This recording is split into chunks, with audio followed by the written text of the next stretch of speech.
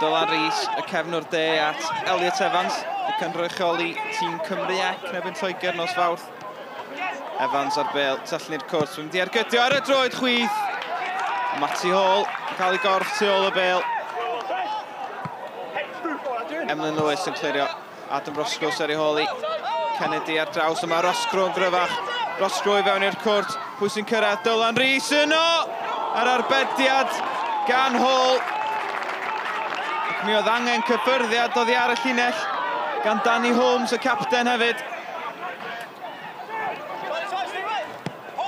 Kennedy, Dean Rittenberg wedi allan i'r asgell i gasglu'r bêl. Dyma George Harry. Harry wedi gweld yr hediad gan Alex Darlington, dio ddim yn cam sefyll. Mae'n trio codi'r bêl dros y golgeidwad, ac Alex Darlington ar yr ail gynnig yn claddu'r bêl i gefn y rhwyd. Gôl gynta Darlington i'r dinasyddion. Nath amseru'r hediad yn berffaith. Wilful yn gwneud hyn yn fawr, yn gwneud dda i gael llaw at y bêl, ond Darlington dim camgymeriad ar yr ail gynnig. Elliot Evans, gicrydd, mae'n un dda. Emlyn Lewis yn codi ac ambeniad gan Emlyn Lewis i'r gornel ucha. Ond mi oedd o'n gwbl rhydd, ond oedd y peniad yn wych. Wilson y tafliad at Braden Shaw i fewn i'r cwrt. Rittenberg yn rheoli'n dda. Darlington sy'n o. Mae'n ôl at Shaw a'r cynnig am arbediad gan Will Fuller. Y myfyrwyr yn honni bod Shaw yn cam sefyll yn doddi ar Kyle McCarthy ddothi.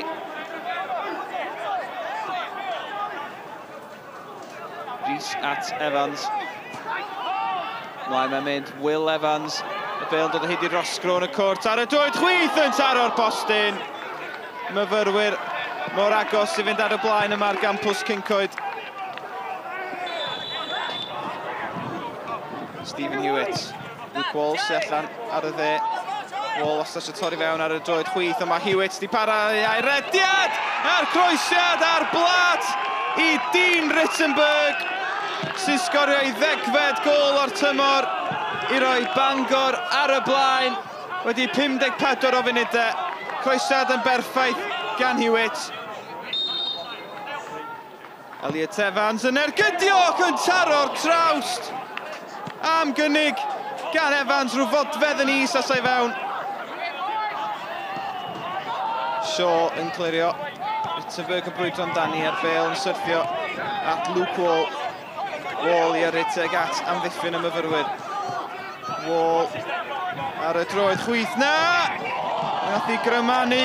Mi oedd angen cyffyrddiad gan Will Fuller i yrru'r bêl dros y traws. Mae o'n beryg ar y droed chwith.